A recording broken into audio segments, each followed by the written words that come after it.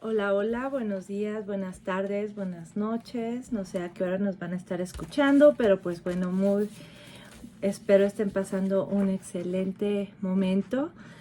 Y pues ya estamos en el segundo día de nuestra lectura de El hombre en busca de sentido de Viktor Frankl. Aquí está el libro, por si les interesa comprarlo o ver cómo luce, pues aquí está, ¿verdad? Y en el prefacio, que fue lo que estuvimos leyendo la lectura pasada, pues nos estaban comentando, bueno, nos platicaban un poco, ¿verdad? De todo lo que fue la vida de Viktor Frankl y cómo fue por qué llegó a los campos de concentración. Y qué decisión tan difícil para él, ¿verdad? El tener que poder salvarse, pero ahí demuestra la clase de persona y ser humano que fue, porque prefirió mejor quedarse con sus padres o pensar en ellos, que a lo mejor él pensaba que se podía quedar con ellos, pero al final pues de todos modos fueron separados y no estuvo con sus padres, pero como él dice, o sea, qué clase de persona sería si los hubiera dejado. Y también qué difícil, ¿verdad? El perder a toda tu familia y después de estar en una posición desahogada, perder todo lo que te ha costado construir en tanto tiempo. Y pues vamos a seguir leyendo para saber qué es lo que pasa con ese tramo que empieza ya, que nos va a empezar a contar de cómo fue que entró en los campos de concentración. Y pues ya saben, si gustan compartir el video, háganlo por favor para que llegue a más personas. Y como les dije la vez pasada, este libro ha sido muy recomendado. Y en muchos libros que he estado, bueno, los 3 que le hemos leído y otros que yo en lo personal he leído, siempre mencionan a esto. Y psicólogos muy renombrados igual, y pues ya ven, él también estuvo con Freud. Y pues compártanlo para que la gente se entere más de su historia y conozcan un poquito más de Viktor Frankl. Y también, si no se han suscrito al canal, pues háganlo para que estén al tanto de cuando estemos subiendo los nuevos lecturas. Y pues muchas gracias por estar aquí y seguimos en nuestro segundo día. El concepto frankliano de sentido de la vida no se sitúa tanto en el análisis intelectual de la existencia como en el plano del comportamiento. Es algo cercano, concreto. Es más una cuestión de hecho que de fe. Procuraré explicarlo con otro suceso de la vida de Frank. El horror del lager. Creaba su propia jerga. Una de las expresiones más temidas eran los traslados. Con el eufemismo de traslado de campo, los nazis solían encubrir el envío de prisioneros directamente hacia la cámara de gases. En cierta ocasión, el nombre de Frank apareció en la lista del siguiente traslado. Sus amigos se sentían consternados e intentaron, por todos los medios, borrarlo de la temida lista. No lo consiguieron, ni Frank lo consintió. En la densa espera para subir al camión, Frank ruega a un camarada el favor de custodiar su última voluntad. Escucha, Otto, si no regreso a casa con mi mujer y tú la vuelves a ver, dile, en primer lugar, que hablábamos de ella todos los días, a todas horas. Recuérdalo. En segundo lugar, dile que la he amado más que a nadie en el mundo. Y en tercer lugar, que el breve tiempo de felicidad de nuestro matrimonio me ha compensado de todo, incluso del sufrimiento que aquí hemos tenido que soportar. Eso es el sentido. Esa última voluntad perdería valor de autenticidad si se interpretara en clave emocional o sentimental. Recordemos que son palabras pronunciadas por una persona ante la certeza de una muerte cercana. El sentido de la vida, en su acepción frankliana, es así de natural. Amores, amistades, proyectos, obligaciones, ilusiones, nostalgias. todo aquello capaz de servir de palanca para la acción concreta y cotidiana. Y son precisamente esas acciones concretas y cotidianas las que completan el sentido de una vida, el día a día de una vida. No hay nada en el mundo que sea tan capaz de consolar a una persona de las fatigas internas o las dificultades externas como el tener conocimiento de un deber específico, de un sentido muy concreto, no en el conjunto de su vida, sino aquí y ahora, en la situación concreta que se encuentra. Aquí se esconde otra de las insólitas sorpresas del hombre en busca de sentido. Se analizan las excepcionalmente brutales condiciones de los prisioneros sobre una falsilla que resalta la importancia psicológica de lo ordinario. Paradójicamente, la lectura de tanta atrocidad conduce al lector hacia el cumplimiento del deber cotidiano. Y esa es la mejor descripción del significado del sentido de la vida en Viktor Frankl. Ha de reconocer que la historia del libro me distrajo de la vida del autor. Retomo el hilo. Lo abandonamos en aquella maltrecha habitación en la que en diciembre de 1945 dictaba El hombre en busca de sentido. Por mediación del doctor Tuchman, como ya hemos dicho, Frank retornó a su actividad médica en la sección de neurología del Policlínico. El puesto inicialmente provisional pasó a definitivo en poco tiempo. Ese trabajo le produjo la justa holguera económica para alquilar poco a poco otras habitaciones del inmueble hasta quedarse como único inquilino. Esta nueva situación le permitía soñar en la boda con Eleanor Katerina, que se celebraría a mediados de 1947. Al año siguiente ganó la cátedra de Neurología y Psiquiatría en el Ateneo Vienes y a continuación se doctoró en Filosofía. A partir de la década de los 50, la actividad y el prestigio personal de Viktor Frankl en Austria y Europa Central crece de forma gradual y progresiva. Su naciente notoriedad le ganó por el reconocido éxito de psicoanálisis y existencialismo, su fama de conferenciante profundo y ameno y su valiente postura al no admitir la teoría de la culpa colectiva. El rechazo de la culpa colectiva le costó enfrentamientos con grupos influyentes y algún desencuentro con la sinagoga de Viena. Pero, a su vez, ese clima de figura controvertida, al que se sumaban sus antiguas controversias con los maestros de psicoanálisis, aumentó su reputación como docente en psiquiatría y neurología en la Universidad de Viena. En la década de los 70, el nombre de Viktor Frankl alcanzó resonancia mundial. Arrancó en el seminario que impartió en la Universidad de Harvard en 1961 sobre los fundamentos antropológicos y la técnica clínica de la logoterapia, al aceptar la invitación del profesor Gordon W. Allport. El proceso de la investigación a ese seminario esconde una historia de amistad sincera. Frank, en deferencia a su antigua amistad y magisterio, enviaba un ejemplar de sus publicaciones a Rudolf Allers, psiquiatra vienés exiliado en Estados Unidos. Allers nunca contestó a esos envíos. Sin embargo, remitía esas publicaciones al profesor Allport, quien por aquella época gozaba de un acreditado prestigio internacional. Allport conoció el pensamiento de Frank por los libros remitidos por Allers y así lo invitó a su famosa cátedra.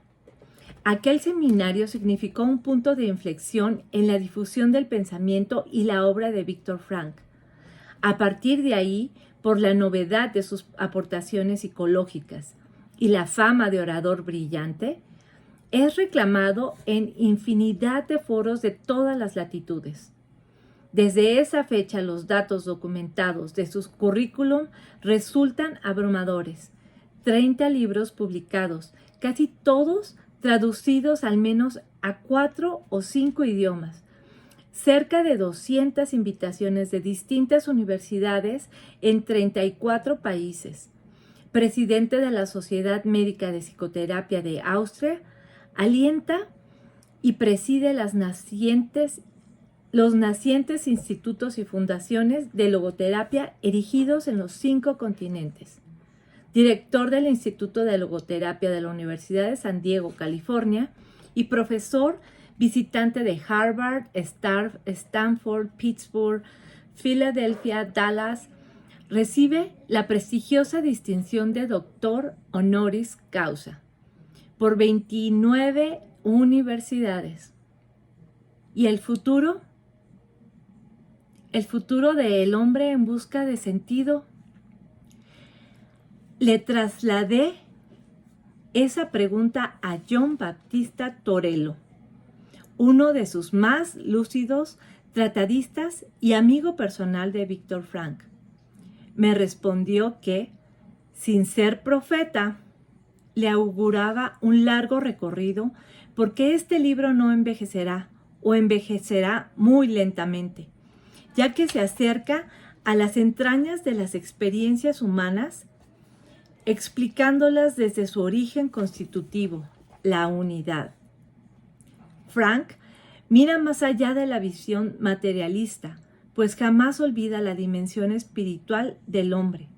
Mira más allá de la visión espiritualista, porque jamás olvida su condición de médico. José Benigno Freire, Facultad de Educación y Psicología, Universidad de Navarra. El hombre en busca de sentido. Primera parte. Un psicólogo en un campo de concentración. A la memoria de mi madre. Un psicólogo en un campo de concentración. Este libro no pretende ser un informe sobre hechos y sucesos, sino el relato de experiencias personales. Experiencias que han sufrido millones de personas una y otra vez. Es la historia del interior de un campo de concentración, contada por uno de sus supervivientes. No se ocupa de resaltar los grandes horrores, que en otros lugares ya han sido descritos exhaustivamente, y no siempre se han creído, sino que se detienen en los pequeños sufrimientos diarios. En otras palabras, intentará responder a la pregunta ¿cómo se veía afectada la psicología del prisionero por el día a día en un campo de concentración? La mayoría de los sucesos que aquí se describen no ocurrieron en los grandes campos, los más famosos, sino en los pequeños, donde tuvo lugar la mayor parte del exterminio real. Este no es un libro sobre el sufrimiento y la muerte de grandes héroes y mártires o prisioneros de renombre, ni sobre la crueldad de los capos. Prisioneros especiales que gozaban de la confianza de los guardias de la SS. No se ocupa, por tanto, el dolor de quienes ostentaban algún poder, sino de los sacrificios, el padecimiento y la muerte de muchas víctimas anónimas y olvidadas. Los capos despreciaban particularmente a estos prisioneros normales y corrientes, aquellos sin un brazalete distintivo en la manga, mientras que estos reclusos comunes no tenían nada o casi nada que llevarse a la boca. Los capos nunca pasaban hambre. De hecho, para muchos capos, su estancia en el campo fue la mejor etapa de su vida, antes y después del cautiverio. A menudo trataban a los prisioneros con mayor crueldad que los guardias y los golpeaban con más saña que los miembros de las SS. Los capos eran elegidos exhaustivamente entre los reclusos cuyo carácter y actitud revelaban que eran aptos para tales procedimientos. Y si no cumplían su cometido, enseguida se les destituía. En poco tiempo se asemejaban a los guardias y a los miembros de la SS, hasta el punto de que se los puede incluir en un mismo perfil psicológico. Selección activa y pasiva. Quienes nunca han pasado un lager se hacen una idea equivocada de la vida en un campo de concentración, mezclando sentimentalismo y compasión. Desconocen la lucha por sobrevivir que extenuaba a los prisioneros, especialmente en los campos pequeños, la lucha diaria por un trozo de pan, por mantenerse vivo o salvar a un amigo. Tomemos como ejemplo un traslado oficialmente anunciado para llevar a cierto número de prisioneros a otro campo. No era difícil adivinar el destino de esos prisioneros: la cámara de gas. Se seleccionaban a los enfermos, a los más débiles, a los que no podían trabajar, para enviarlos a uno de los grandes campos centrales equipados con cámaras de gas y crematorios. Y aquí nos dice lo que era la Lager, que Lager en alemán significa campamento, entre otras cosas. Después de la Segunda Guerra Mundial, tras los horrores del nazismo, designa los campos de exterminación. El anuncio del traslado suponía la señal que desencadenaba una encarnizada lucha entre los prisioneros o entre distintos grupos para conseguir, del modo que fuera, tachar de la lista el propio nombre o el de un amigo. Todos éramos conscientes de que había que encontrar otra víctima para sustituir el número borrado. La cantidad estipulada de traslados no podía alterarse. Seguir vivo exigía la muerte de otro. A las autoridades del lager solo les importaba que se cubriera cada traslado con el número previsto de prisioneros. Les daba igual quienes estaban incluidos en la lista. Los prisioneros eran un número y eso era lo que constataba en el traslado.